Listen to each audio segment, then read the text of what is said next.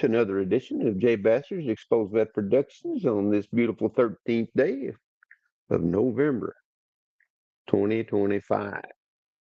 We are just 2 weeks away today from eating turkey. I don't know about you, but I like turkey, and turkeys like me too, so it makes me like to take a nap afterward. But today we Yeah, got our co-host, Mr. Ray Cobb, out of Tennessee. How you doing, Ray? I'm doing great. How are you today? Beautiful day here, temperature of 70 Hmm. degrees, partly cloudy skies. I Yeah. stayed outside most of the day. I'm glad you did. I had planned on doing some outside today, but I did go outside. I went outside, come back in, had a video conference with the VA for an hour and a half, and then I came back in, went to the autonomic specialist for most of the afternoon. Then I got home and tinkered a little bit and said, "Well, let's have us a radio show or video show, and There you go. let's introduce the world to Miss Mandy Cripps Clements." Now, you guys know the second name there's Cripps, so you got to know she's kin to James. This is James's daughter. She lives down in Ashland City, Tennessee. Is that where you're at, Mandy? Yes, absolutely. Okay. Okay. And being the daughter of an agent or exposed vet can have some issues. And the first one to go off and I want to say, Mandy, I said, I wanted to thank you for coming on. And, we're, last time we saw you was at the funeral, which was your dad's funeral. And, it's kind of a sad day, and of course, she brought a little bit of comedic uh, comedic value to the events there that basically shows he didn't really want to go, did he? Exactly. He did not. He definitely let us know that he was, there with us in spirit that day. And, he was a jokester and prankster and, liked to laugh. And so everything that happened that day that made us laugh, and that was dad. Clear as day, that was dad. Well, it's kind of a rough day, but I hate to say it. I do try to say a lot of folks. I mean, I've lost a lot of people here over the past myself. Mother and father and sisters, and it's not going to get any better. Anybody that loses one like that doesn't get any better. Time makes it easier to deal with, but it's going to take time, a lot of time. Especially if, uh, you know, I remember being a young child when I lost my first grandparent, and so you kind of, you kind of remember and remember and remember, but now it's been 60 some years, so it takes a long time, and but and I don't know what he's doing because I don't think they've got a VA and claims issue up where he's at. I think he's got to I be think either so. fishing or hunting or doing something. I guarantee you he's doing one or the other. Hmm. He hunted. I He taught me to fish at such a young age that I don't remember not knowing how to fish. Hmm. Of course, I had to be a little older to start shooting guns and going hunting, but even then, I think Hmm.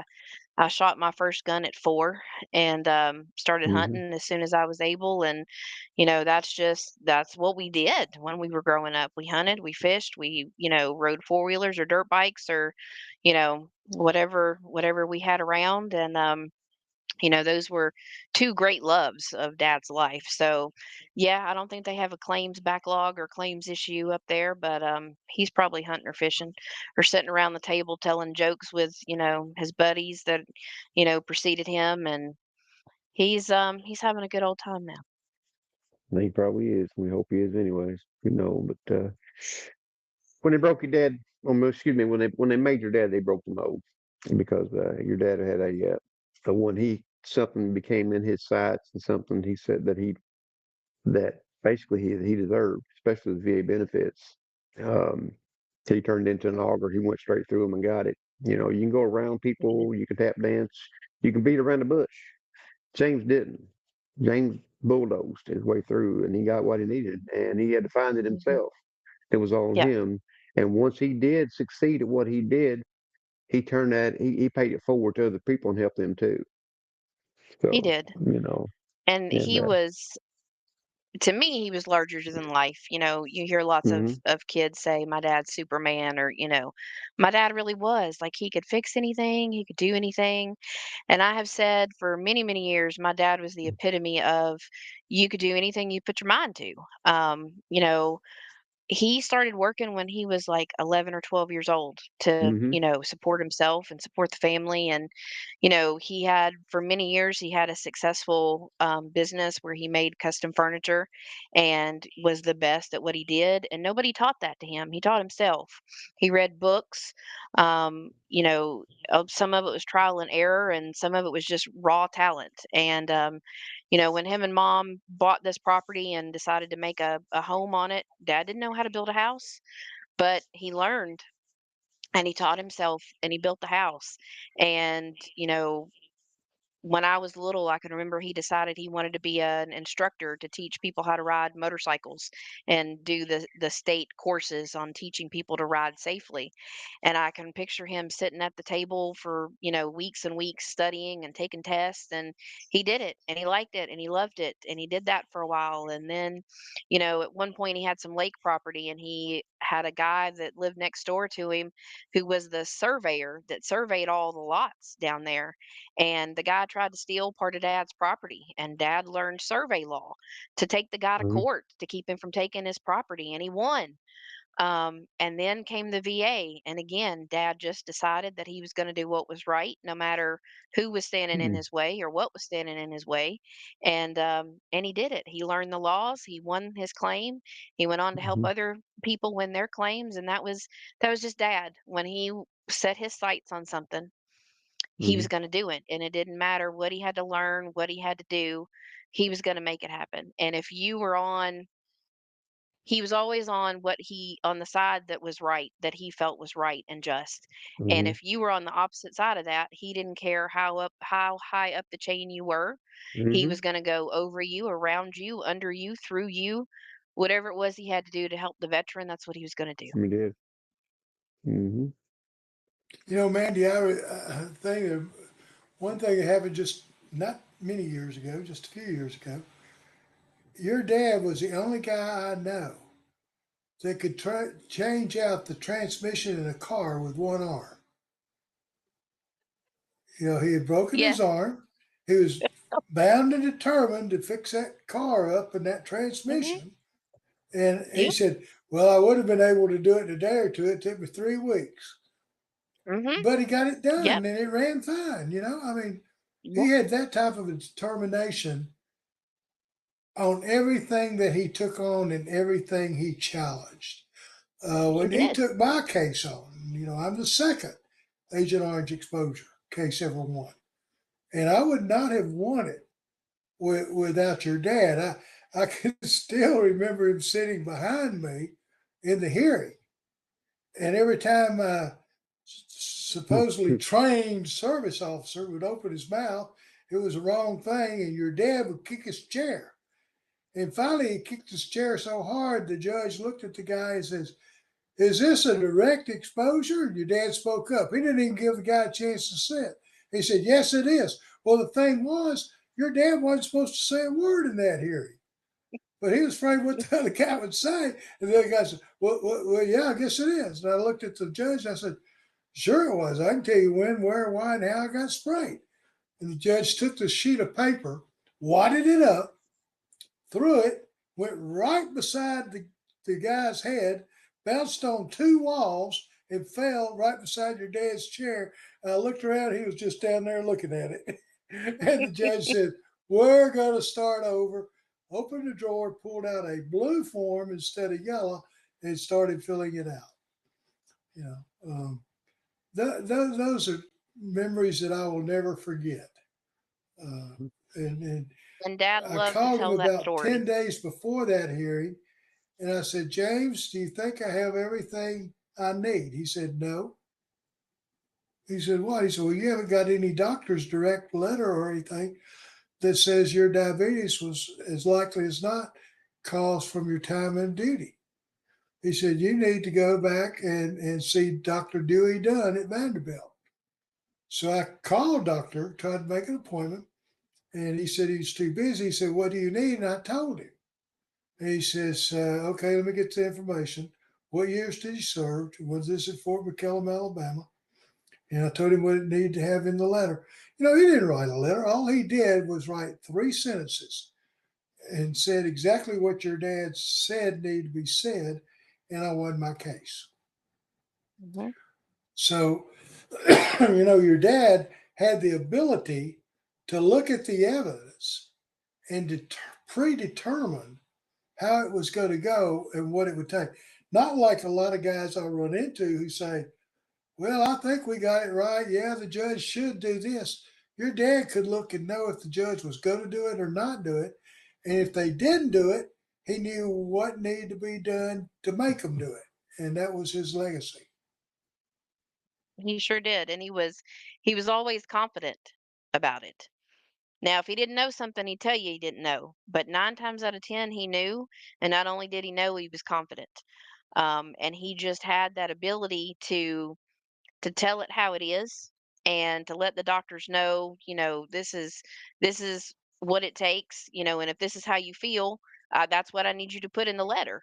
And he prided himself on being able to give that guidance to other veterans, Mhm. to help them get the evidence that they needed. Um, and like I said, it was just an ability that a lot of people don't have, but dad absolutely had it. Very few times in my life have I seen him, unsure. But once he knew what he knew, he didn't forget it. And like I said, he just always had that confidence of this is how it's going to go. This is what you need. This is how you do it. And if you follow this path, they may, deny it, and you may have to appeal or go through several rounds, but it'll work. And we've seen it work over and over and over again. I think your dad had a photographic memory. I could call and talk to him and I say, hey, look, I got this veteran. He has this, this, and this, and I've got him going to get this, this, and this. What do you think? He said, well, look at 38 CFR code, such and such, such and such. Go down about halfway down through it or go to the bottom of it or whatever. I called him one time and I said, what's the easiest way to look up 38 CFR codes? He said, well, you could do like I do for 5 or 6 years, sit on the king throne and read the 38 CFR code book, or you could go in and do a Google search. And when Harvard University or Princeton University came up, go ahead and click into that and do your search from that. I've used that 1,000 times since he gave me that information. Mhm. Uh, Matter Well, of he was fact, good. in one, he said, go down to the third one. That's the Princeton. I like it the best. And that's what I do. Mhm. Yeah. He didn't. He basically he also said that back in the day, Princeton they would actually have their law school, and I don't know if they still do it or not because things have changed totally in his education system just in the past 3 or 4 years. Princeton used to get in and they would take a veteran's claim on, and they would represent him, and they would go through as a team and do the work, and some of these kids, you miss a lot of stuff. They knew what they were doing. And I've seen Hmm. them help a lot of vets out, but I think it changed a lot since then. So I don't know, Yeah. what they're doing now, but I guess they're too busy doing other things now. But that's the Ivy League for you, and Princeton grads make big money. You know what I mean, right? Yeah. They do. It's kind of like a place called Vanderbilt. Yeah. I know where that's at. Yeah. Mm-hmm. No. Um, so Mandy, let's talk about you for a minute. Uh, as I mentioned at the beginning of the show, we have a lot of children of Agent Orange exposed veterans. I'm not going to say Vietnam. Of course, Vietnam's included, but you don't have to be in Vietnam to be exposed to Agent Orange. You guys have proved that. Fort McClellan, Fort Jackson. There's places they use it. They even use it at Fort Knox. Of course, they probably still say we didn't use Agent Orange in the continental United States. So yeah, and I didn't drink beer here either, did we? But anyhow, the only disability that I understand the VA recognizes for a child of an Agent Orange exposed veteran is spina bifida. Is that right? As far as I know, yes, it is. Okay, that's the only recognized one. Okay. That's not to say there are other issues out there that could be attributed to Agent Orange. And but as far as the book says, and the way Congress wrote it, um, that's the issue. And then it has to be a certain level of Agent Orange. It can't be like I forget the spina bifida occulta 2 or whatever. I mean, it has to be a certain stage or whatever. That's what I understand. I know one, the Agent Orange Express son had it, and they denied it because it was the wrong one. And Hmm. but tell us about your issue. I mean, there's some certain disorders out there, and kind of give us tell us what it is, and kind of tell us Okay. basically how when it started and things like that, and what this effect has been on you because it's hit you more than one time, right? It has. It's hit me twice. So what I have is a blood disorder. It's called thrombotic thrombocytopenic purpura, or TTP is what they shorten it to. And it's rare enough that a lot of doctors have never heard of it. I've even met hematologists that have never heard of it, and it's a blood disorder. And so I was 23 at the time. This was back in 2004. I had recently graduated college and moved to Memphis to take a job in Memphis. Had also recently gotten married, and I just I came down sick one day. The first thing I noticed was what I thought were rashes on my skin, on my feet, my legs, my stomach. It looked like somebody had taken a Sharpie marker, a red marker, and just made hundreds and hundreds of red dots on my skin. I would later find out that's called petechia, and it means you're bleeding under the skin. And I Hmm. also had massive bruises on my legs. I thought, well, I'm just a klutz. I'm, running into machines at the gym and, things like that, bruising myself. And so I kept going. And then a couple of days later, I was so tired. I can't begin to explain how tired I was. Um, I knew I got up one morning and I thought I need to call into work and let them know I'm not coming. And to think about moving off the bed and walking 3 feet to the phone was too much work, made me too tired. I couldn't do it. It literally took me 2 hours to work up the energy to get to the phone and call work and let them know why I wasn't coming in. So I went to the doctor and he thought that I was having an allergic reaction to something. I did too. I thought it was a rash. And 2 days later, I wasn't any better, and the medication that he gave me to clear up the so-called rash wasn't working. I went back and he said, "I need to run some blood work." And I had never had a problem getting my blood drawn or, anything like that. And in the middle of them drawing blood, I passed out. And they got me too. And he came back in the room and he said, "I have to admit you." He said, "If I allow you to drive home and you're in an accident, you don't have enough platelets to keep yourself alive. You can't clot. You don't have enough platelets. And so if you're in an accident of any kind, we're going to lose you and I can't chance you driving home." So to make a very long story short, the hospital in Memphis couldn't figure out what was wrong with me. They thought I might have iron deficiency anemia at first, and they couldn't diagnose that. They did a bone marrow test on me, and tested that, and they just couldn't figure out what was going on, and I was just getting worse and worse. And so, sure enough, Dad came in and saved the day, and he realized that they weren't taking the care of me that they needed, and he got me to a hospital here in Nashville. And I'm lucky in the fact that I don't know if you know the difference between a disease and a disorder. And a Hmm. disease is something that they can do a test and it says, yes, you have it or no, you don't. A disorder, you basically have to rule everything else out to see if you have the disorder. And TTP is a disorder. So I'm lucky. It's very rare. And again, there's a lot of doctors that have never seen it. They don't know what it is. And it just so happens that the ER doctor that was on call that night and saw me, he immediately recognized it for what it was. And I was unconscious at this point. So I'm 23. I'm otherwise very healthy. And in the matter of 3 or 4 days, I went from perfectly fine to within hours of dying. And so he immediately told my parents, this is, TTP. We've got to immediately get her some blood transfusions going, put the paperwork in front of dad to sign. And of course, you hear somebody needs blood and you hesitate, is there anything in the blood? Have they tested it for everything?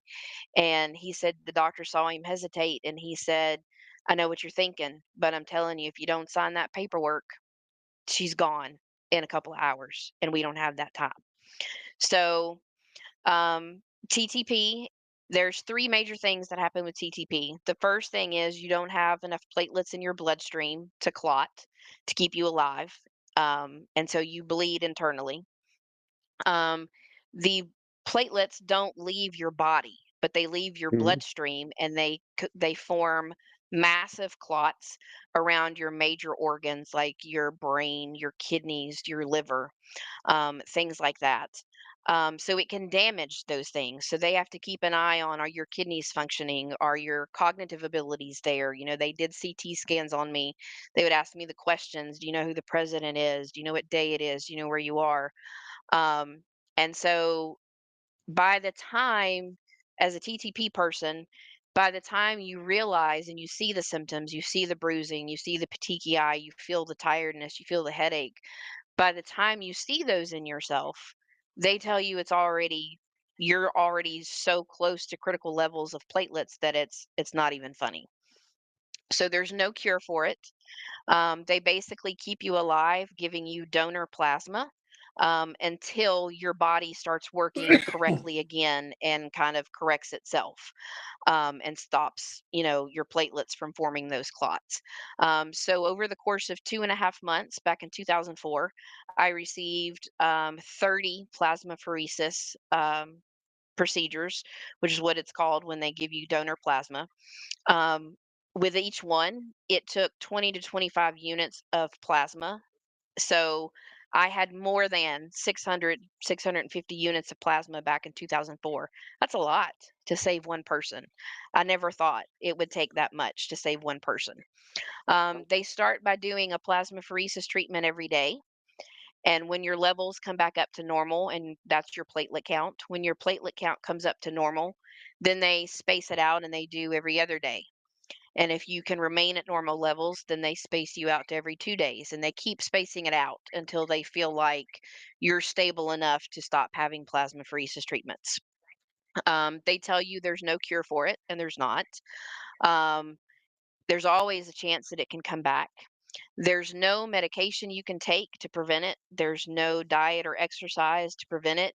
The best they can tell you to do is not to get sick because any kind of infection can trigger that relapse. So I got better. I got out of the hospital. I came home. I went on with my life. Um, and I was in remission for 19 and a half years. And I guess I had it in my head that if I could hit 20 years in remission, I'd be one of those people that never relapsed. Because there are some people that have TTP that relapse every 5 years. There's some people that relapse every 18 months. It's different for every person. And last year, 2024, I went on a cruise with my family. I ended up getting some kind of virus while I was on the cruise. And my husband got it, my brother got it, my sister in law got it. We got home, everybody got better but me. And I'm sitting in the line at school picking up one of my daughters. And I messaged my husband and I said, this isn't good. I've got red spots on my wrist. I said, you're going to have to take me to the hospital when we get home. So sure enough, went to the hospital, did blood work. My platelet count was almost to critical levels. So they put me back in. They started plasmapheresis again. I ended up having 16 plasmapheresis treatments this past year. They have new medications that can assist with things over the last 20 years they didn't have back in 2004. So there's an immunotherapy drug called Rituxan. So they gave me several plasmapheresis treatments first, and my platelets came up, but then they started falling again. So then my doctor had to get on the phone with my insurance company and get this immunotherapy drug, Rituxan, approved. I had 4 rounds of Rituxan immunotherapy, which works similar to chemo, where it kills a certain part of your immune system. So I had to stay, out of the public, wear a mask, not be around anybody that was sick for, you know, 6 or 8 months. So I did that. And I've been a year and a half now back in remission for the second time. I hope I get another 19, 20 years out of this one. And if it never happened again, I'd be okay with that. um, Yeah. but not the funny thing, but the interesting thing is dad, dad didn't have TTP, but dad had thrombocytopenia, which is low platelets. And it really became a problem for him in the last 3 or 4 years. But going back through his medical records, they told him last year, you've had thrombocytopenia for more than 20 years. We don't know why nobody ever told you that, but you have. Hmm. And so, when I was first diagnosed in 2004, we didn't know dad had been exposed to Agent Orange. It was classified at that time. And dad's one of the ones that, fought so hard to get it declassified and, get the government to admit they used it in the continental US. And Hmm. when he won his claim, he came back to me and he said, I think this is what's caused your blood disorder. We know it can affect children and grandchildren. And I think you need to take the documentation from my claim to your doctor and see what he says. So I did. I took it to my hematologist, and this was back in 2015 or 16. And my doctor, you know, I gave him the paperwork, gave him copies, and I said, take your time with it, review it, look into it, let me know what you think. And he called me back in and had me come in for a follow up appointment. And he was like, I looked at everything, and he's like, you know, yeah, that's absolutely a possibility that your dad's Agent Orange exposure caused your TTP. And he said, if you need me to put that in a letter, I'll do it. So, not long after that, he retired, and he showed the paperwork to the doctor that took over as my hematologist, and she said the same thing. I agree, with his findings, and I'll sign a letter too. And she did. And he had a longtime nurse practitioner that had worked under him that had seen me for all those years. And same thing. She said, I agree.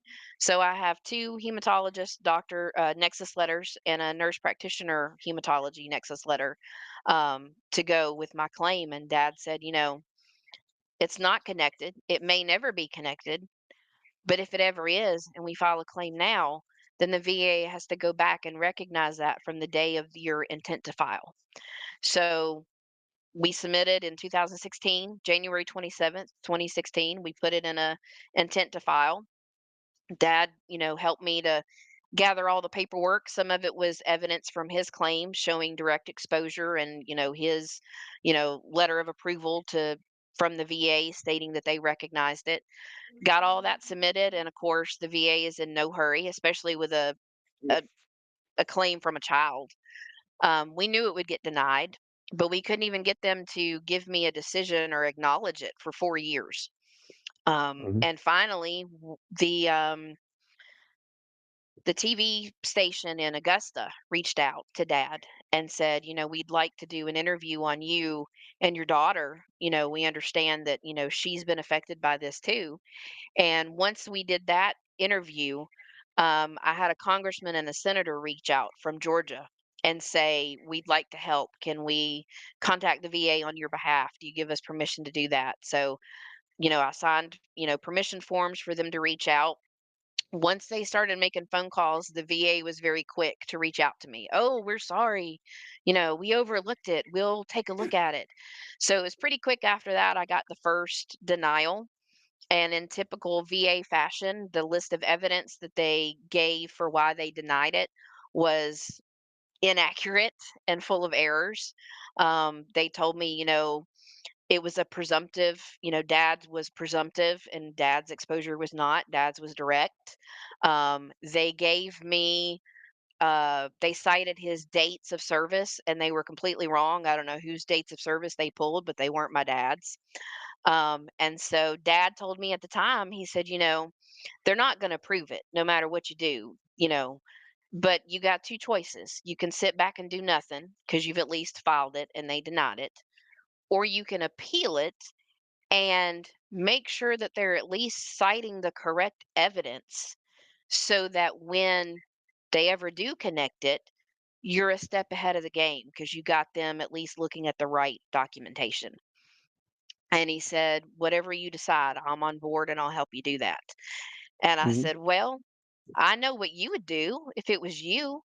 You'd fight it. You'd go back and you'd appeal it and you'd make sure that they were citing the correct documentation. And I said, I see no reason not to follow in your footsteps and do that exact same thing. So that's what we did. He helped me to work on my appeal and cite the correct documents and point out their errors. And once I resubmitted it, I guess it probably took about 9 or 10 months for them to deny it again. And he said, "Okay, you've gone as far as you can go now. Now we have to get Congress, we have to get the House, we have to get the Senate, we have to get them talking." You know, and he said there's been a little bit of uptick in discussion and they're talking about they need to do studies and they need to see, really how it affected the children and the grandchildren. And we were making a little bit of progress and then COVID hit and the world just fell apart. So any discussions of any government studies or anything just completely, went out the window. One thing I found funny though, when they denied it the second time, they specifically cited that there was not enough evidence, there was not enough studies being done to show the effects in children and grandchildren. And they told me personally that I should reach out to a research institution such as the University of Tennessee because they do studies. Now, I don't think the general public realizes how many millions of dollars go into research studies, but I'm pretty sure the general public knows that if they picked up the phone call as an individual and said, "Hey, University of Tennessee, I want you to study the effects of Agent Orange in the children and grandchildren of exposed veterans," they'd get laughed at because the University of Tennessee is not going to do that for me. They're going to do that for you. Now, if the federal government called and said, "Hey, we need these studies to be done," and the federal government funded it, that'd be a different story. But that's what the VA told me. I needed to reach out to somebody like the University of Tennessee and have studies done to show the effects in the children and the grandchildren. So that was interesting to me. But yeah, that's my story. That's how I got a claim with the VA, even though I've never served a day in my life. Um, I would encourage any exposed veterans that have children or grandchildren that have medical conditions that they feel may possibly be related. File an intent, get it on the record, and then spend a year working on nexus letters and gathering documents and information. Because Mhm. again, it may never get connected. The government may never recognize us, and it will Right. literally take an act of Congress to change the law to get us recognized. But if they ever do, they have to go back to the date that you filed your intent. Um, and I've had, newscasters ask me, "What are you looking for? Are you looking for a big payout for the government?" Nope, that's not at all what I'm looking for. I am looking for medical coverage because even with insurance, the amount, the cost of everything I went through, the 3 to 4 weeks in the hospital, the, hundreds and hundreds and hundreds of units of donor plasma, the machines it took to change, take my plasma out, put the donor plasma in, um, that costs a lot of money.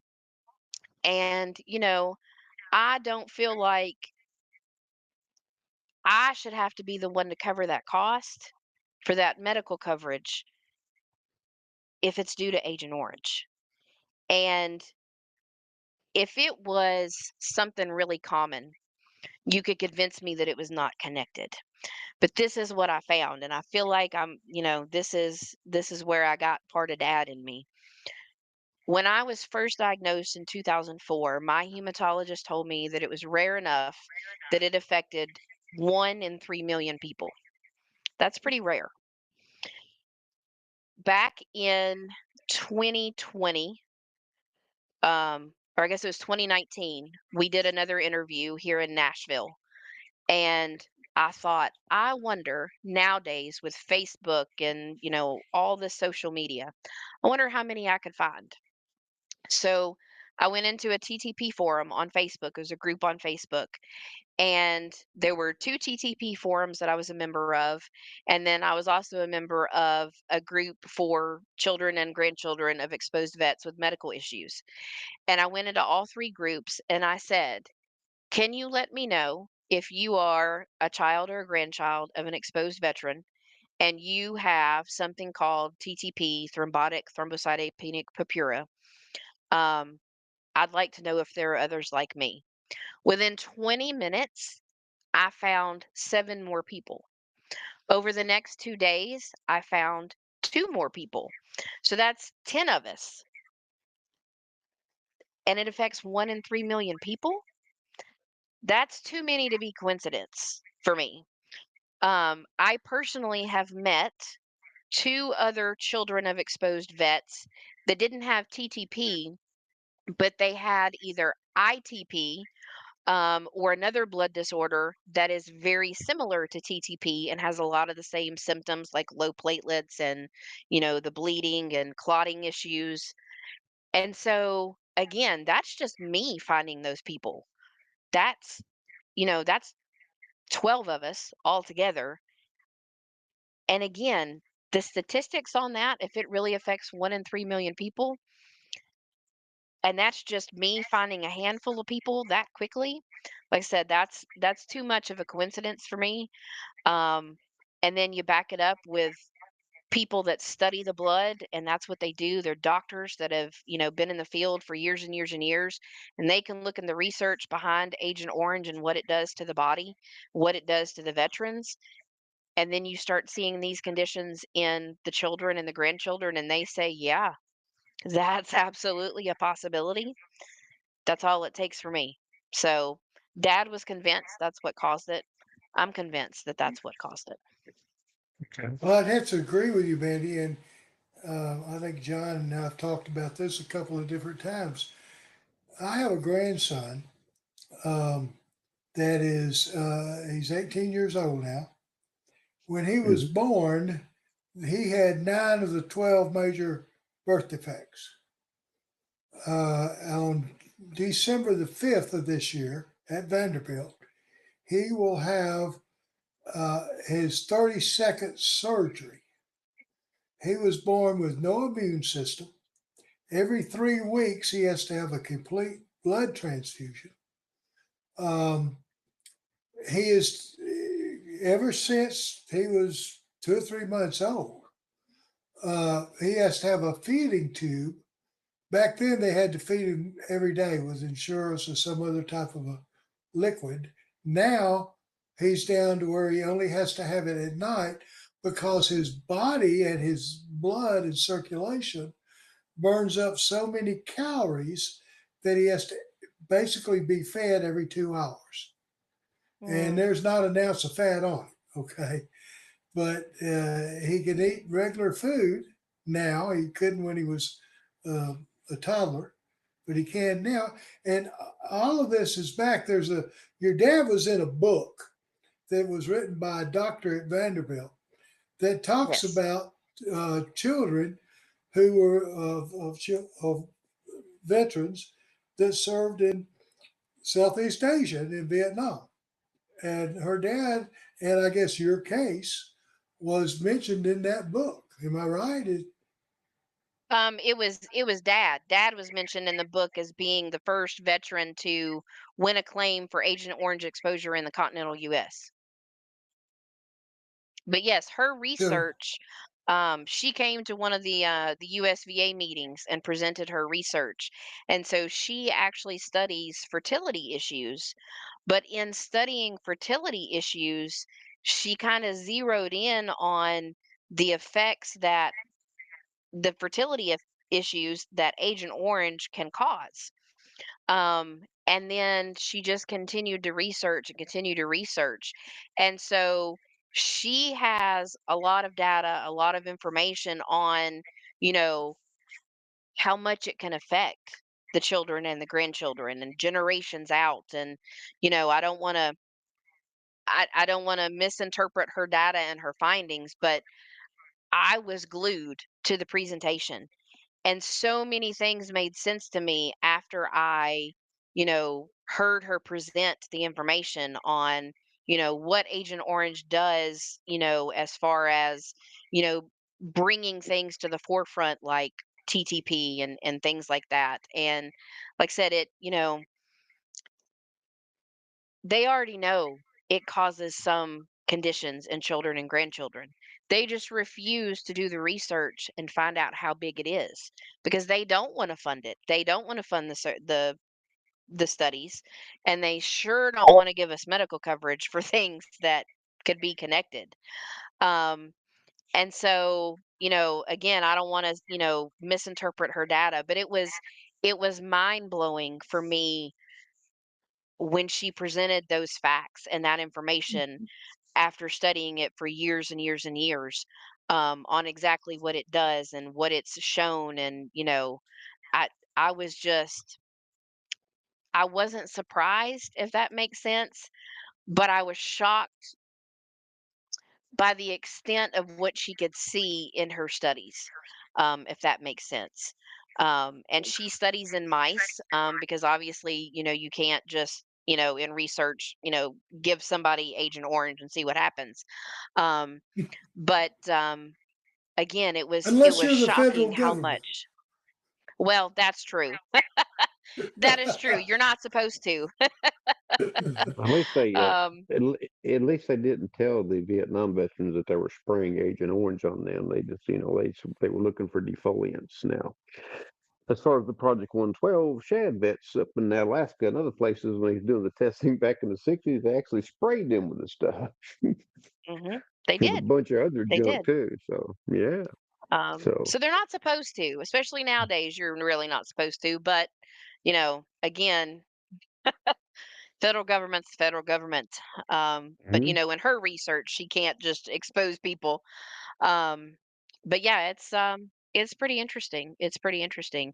And again, if we could get professors like her to do more research or expand and study, additional things that are tied to that research, or you know have the University of Tennessee come at it with a different study. I mean, the information's there. I know there are people, in PhD programs, that are looking at it. I know this because, again, I'm a member of TTP forums and Vietnam exposed forum, children of exposed veteran forums on TTP on Facebook and stuff like that. And we've had people in the group say, I'm a PhD student. I'm working on my thesis, and this is the topic of my thesis. Would you be willing to tell me your story? What medical conditions do you have? Where was your dad exposed? When was he exposed? Things of that nature. So there are people interested in doing it. We just have mhm, to get the government to pay attention to it. And mhm, if they need more data to support connecting our medical conditions, then they need to help support the funding for those studies. Because like I said, I don't mhm, have millions of dollars to have the University of Tennessee do a study for me, or Vanderbilt University, or Princeton University, or mhm, and if I pick up the phone call, they're going to laugh me off the phone if I ask them to do a study like this. But if the federal government comes in and says, "Hey, we need to take a look at this," people are going to pay attention. mhm. So, you know, That's hard. It's hard to track those studies too, because once they get done, once the grant money's up and they're done, they'll send their findings off to a clearinghouse or whatever. The clearinghouse will hmm take the information and they'll decide whether to publish or not. It's kind of yep. weird way to work.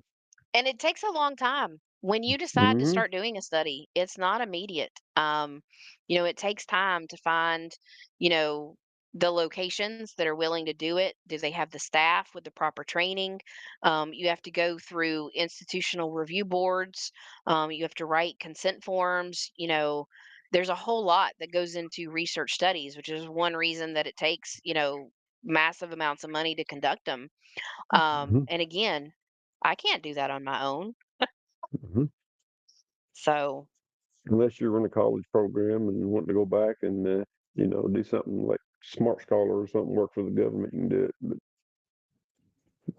well, that's what's hard. funny is, I actually work in research. I work in clinical research. So, when there's new drug trials, I'm one of the ones that helps write those consent forms for the drug trials and, Yeah. get things submitted to the institutional review boards. So that's how I know how long it takes to get things, started and Hmm. going. Um, but again, I don't have the I don't have the funds to get a study Hmm. started on my own. I can't hire the No. University of Tennessee or, anything like that. Um, and then again, it's got to be paid for by somebody. You got to have the right staff. You got to have, Hmm. you know, the right supplies, the right knowledge on how to, build a protocol to follow to say, okay, if we're going to look and try to say, yes, Agent Orange exposure causes TTP or causes a certain amount of blood disorders, you know, you're going to need someone with a scientific background or a medical background to say, okay, we would look for these markers in the blood, or we would look for these Hmm. types of lab results, or, that's the kind of, I don't have that kind of medical knowledge. So you've got to have, those scientific and medical minds to come together Hmm. and say, this is how you study it. It can be studied, but this is how you go about it. Hmm. So it would take a lot, a lot of funding, a lot of people, a lot of, good minds, but the government could put that together if they so choose. Yeah, that's true. I mean, it takes a pretty smart person just to put it together anyway. Yep. And then they got to make the recommendations and things like that.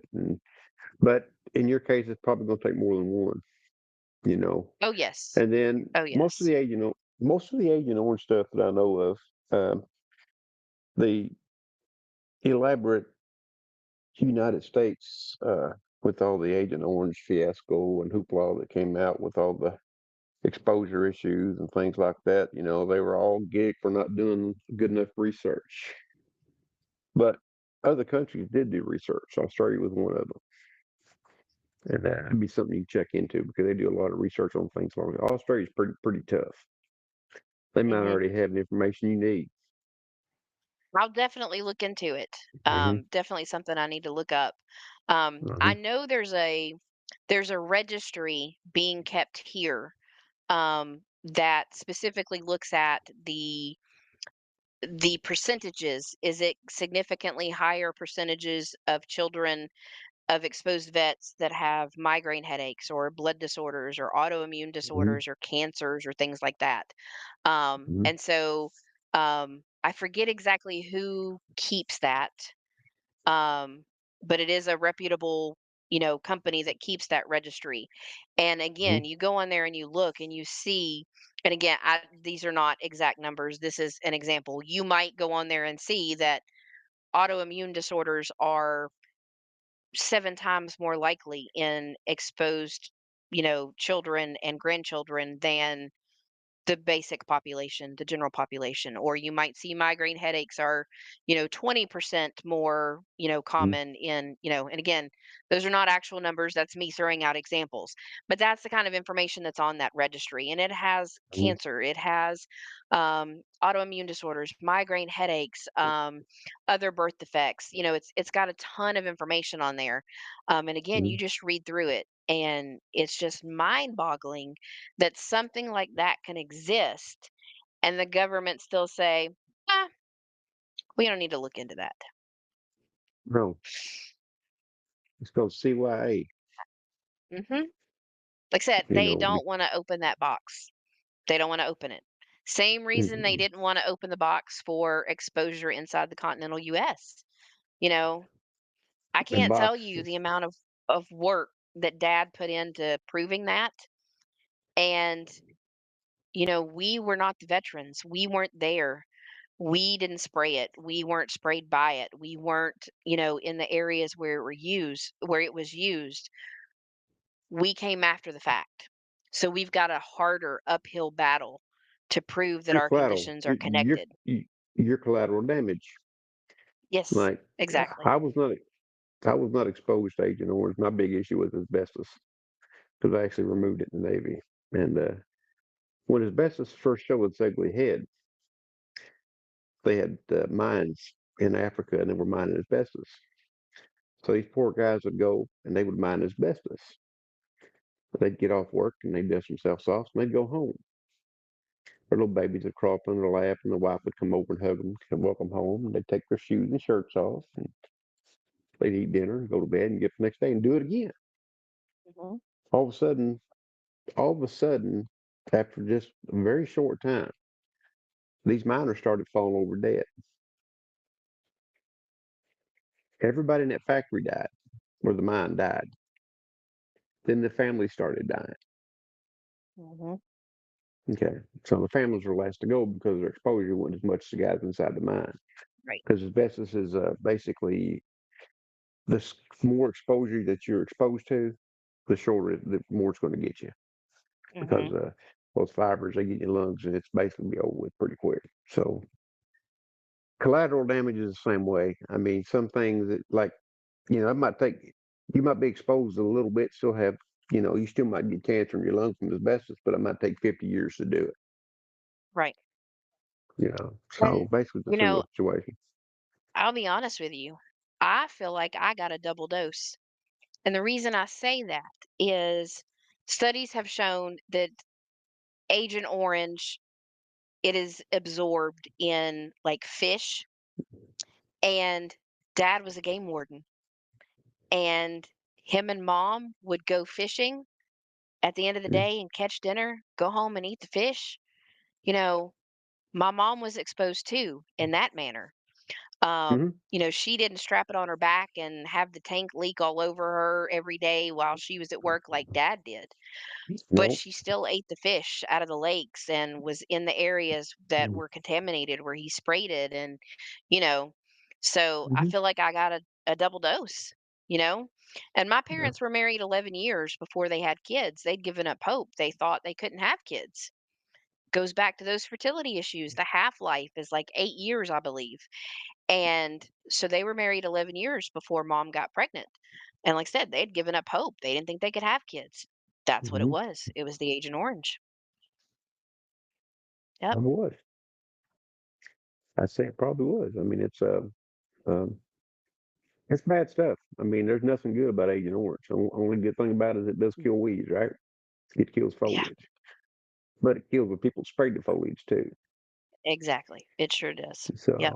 And whoever made it, whoever patented it, and whoever approved it should have all paid the price for it. Which they did. Yep. Most of them are probably dead by now, but still. And the same thing with you don't spray people with that stuff. You test it first to make sure that it's safe. If it's not safe, don't use it. And they still use this crap every day. Mhm. They do. They just change the name and go on to something They else. changed the name of it. Yep. They sure Hmm. do. Yeah. Yep. Mandy, In your this case, dad and I talked several occasions about his job um, down there at Fort Gordon and in Georgia. And one thing that we both understood from being exposed in the United States, where I was exposed was an area called Little Tiger Land. And it was a little Vietnamese mock village that soldiers went through AIT training. Mhm. Well, when I was going on about that and looking into it, I realized suddenly that 97 or 98% of the individuals that were in the same area that I was in within 6 weeks were in Vietnam. So if they did come down with it, the government was saying, just like they did in your dad's case, oh, we didn't spray it here. They got it in Vietnam. Yep. Because Exactly. at Fort Gordon, Georgia, and at Fort McCallum, Alabama, the majority of the individuals that were sprayed, 97%, I believe, was what the Corps of Engineers told me when they cleaned it up. They anticipated that 97% of the individuals that came in contact with Agent Orange would end up in Vietnam in 6 to 8 weeks. Now, with that Mhm. being said, the other thing that they had at Fort McCallum, that was a chemical training center. So they had Agent Orange, Agent White, Agent Blue, nerve gas, mustard gas. They had all of that there. So, it was really, it should have been a no brainer. But instead, when the government looks, oh well, it didn't happen there because they got it in Vietnam. So they always had that Right. excuse. They got it in Vietnam. They got it in Vietnam. Mhm. And like I was the first case from Fort McCallum. There's only been three others. Hmm. So even though there is a toxic exposure at Fort McCallum, Alabama, for Hmm. individuals that were there during the '60s and up to the I think the late '70s. And then they shut the base and supposedly cleaned it up. Not sure how that works because your dad was telling me, is where I got the information, that he had found research that showed that it stayed in the ground for 100 years. Something like that, yeah, I Uh, remember it being a very long time, and, that's something that helped him win his claim. He went back to Fort Gordon, and he found, groves of trees that he had been ordered to spray and kill. They're still dead. The ground is still dead. There's, nothing that can live right there, and he went back and he took pictures and, he was he was always the hardest on himself. You couldn't convince him that it wasn't his fault. He didn't know, what it was. He knew he didn't know what it was, but he still felt responsible. I sprayed it. I'm the one that pulled the trigger and, sprayed the trees and sprayed the ground. And um, he just took all of that on himself, Hmm. even though it wasn't his fault. But he could tell them, he was trying to win the claim, and there was a guy that was the Fort Gord was a game warden there years and years later than Dad, Hmm.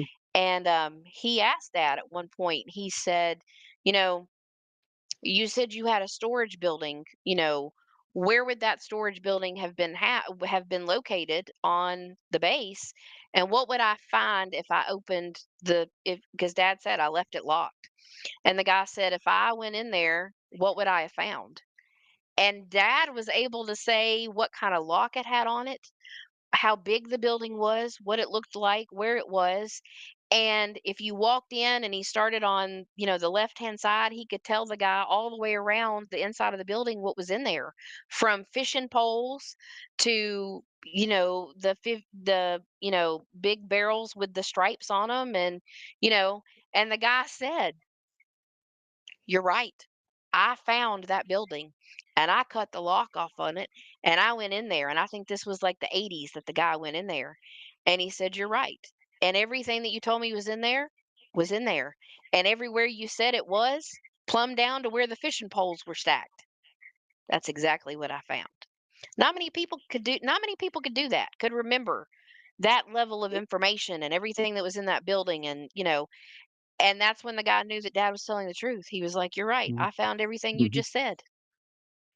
You know? That type of that type of memory is it can be a gift, but it can also be a burden because that is like um, it's kind of like more or less, it can be like a PTSD response because it can fluctuate. Like, for example, when you find like I did the same thing he did. When you get immersed in your claim, you throw yourself into it.